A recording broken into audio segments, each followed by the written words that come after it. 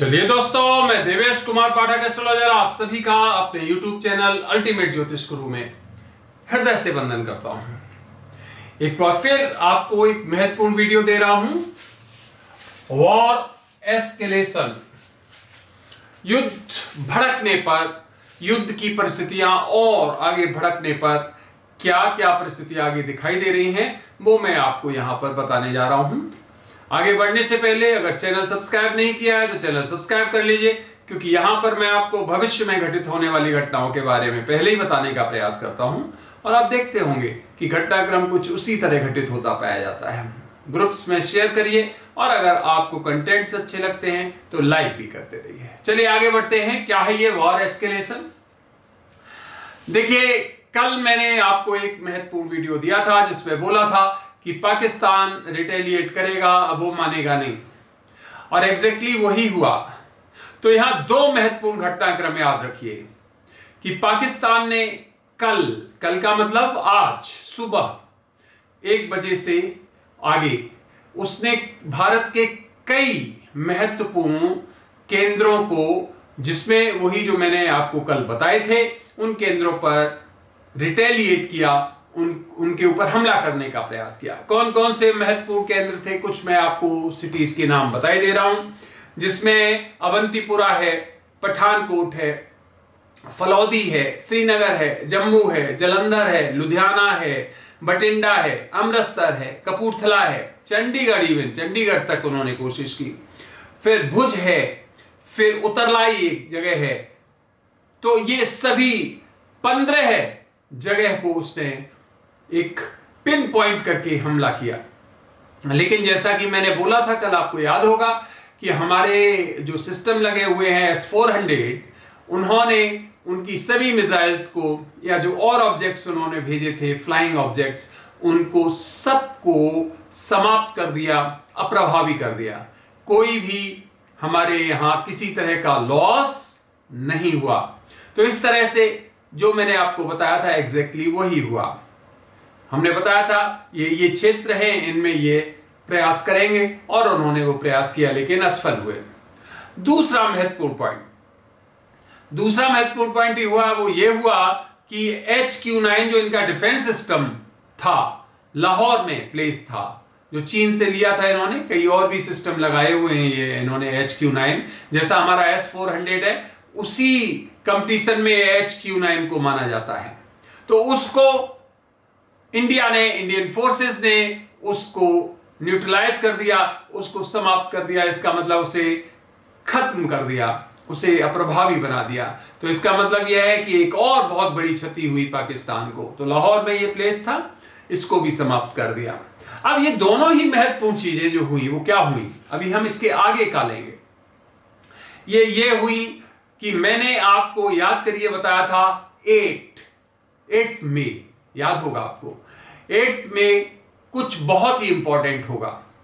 और 8 मई को इतना इंपॉर्टेंट हुआ कि पाकिस्तान ने भारत के ऊपर रिटेलिएट किया और 15 केंद्रों को कोशिश की टारगेट करने की, लेकिन वो असफल हुआ। पर बात यही खत्म नहीं हुई।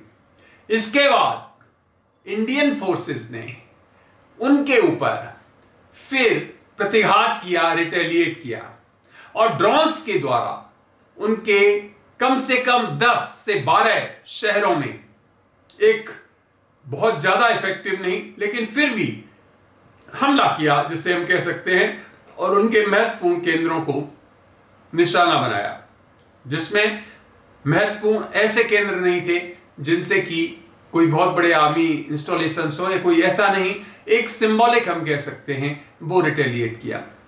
तो उनको काफी नुकसान हुआ है। लगभग बताते हैं कि 50 से ऊपर ड्रोन्स ने हमला किया, जिसमें से पाकिस्तान क्लेम करता है कि काफी हमने उनको डीएक्टिवेट कर दिया, उनको न्यूट्रलाइज कर दिया। तो इसका मतलब क्या हो गया कि 8 तारीख को 2 बहुत ही बड़ी घटनाएं हुई, महत्वपूर्ण घटनाएं हुई। एक तो पाकिस्तान का रिटेलिएशन और उसके बाद इंडिया का भी रिटेलिएशन।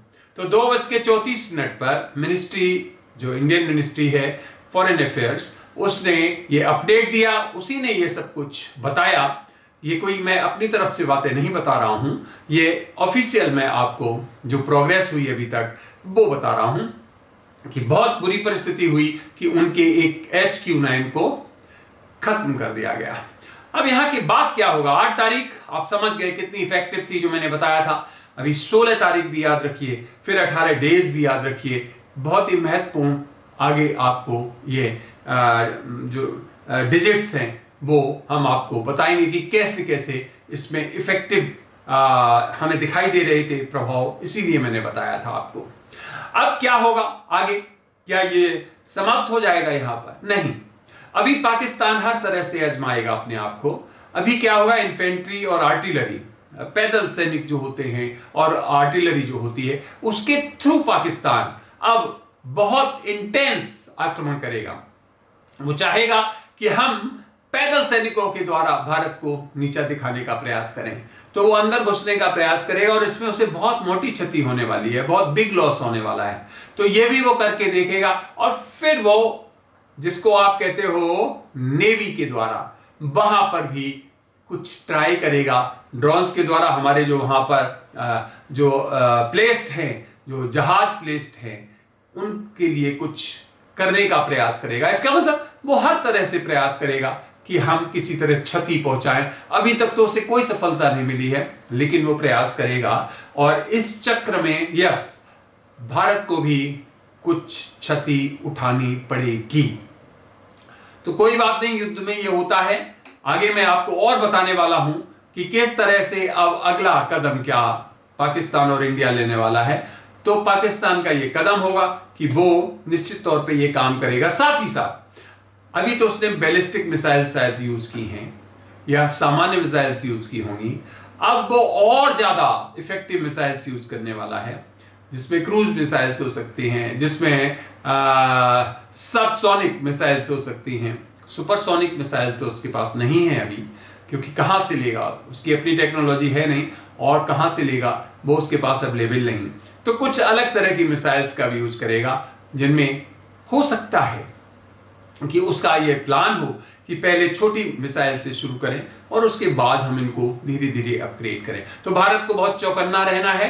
अभी तक हमारी सेनाएं पूरी तरह से सफल हैं और हम आशा करते हैं कि आगे भी सफल रहेंगे। हालांकि आगे कुछ दिखाई दे रहे हैं, कुछ क्षति दिखाई दे रही है, लॉसेस दिखाई दे रहे हैं, तो वो किस तरह से आएंगे वो हमारा भी साथ ही साथ जो है वो रिसर्च चल रहा है, हम आपको बताते रहेंगे। तो आज का 8 तारीख 8 मई बहुत ही खतरनाक दिन था, बहुत ही इफेक्टिव, जो वॉर एस्केलेशन के लिए आपने देख लिया कि कितना सटीक था 8 मई। तो फ्रेंड्स देखते रहिए, यहां हम आपको और भी महत्वपूर्ण बताएंगे डिटेल्स आगे युद्ध के बारे में। हो सकता है एक दिन में कई बार हमें आपको एक से ज्यादा वीडियोस भी देने पड़ सकते हैं, आगे की परिस्थितियों पर डिपेंड करेगा, और नहीं तो मैं कोशिश करूंगा कि लगातार आपको पहले से बताता रहूं कि अब क्या घटनाक्रम आगे होने जा रहा है।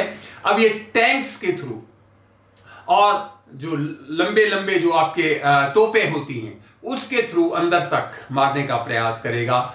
लेकिन इंडिया के पास भी बहुत पावरफुल मारक क्षमता वाली तोपें भी हैं और भी कई चीजें हैं, तो निश्चित तौर पे उसे लॉस यहां पर भी उठाना पड़ेगा। हालांकि कुछ लॉसेज हमें भी होंगे, इसमें कोई शक नहीं है। तो आपने ये वीडियो देखा उसके लिए बहुत बहुत धन्यवाद। बहुत बड़ा वीडियो नहीं दूंगा मैं, क्योंकि इसमें और बहुत ज्यादा हमें कुछ बताना नहीं है आपको। अगला वीडियो में जल्द ही किसी और महत्वपूर्ण इश्यू या इसी पर आपको फिर दूंगा। तब तक के लिए आप सभी को मेरी तरफ से ओम नमः शिवाय, नमस्कार।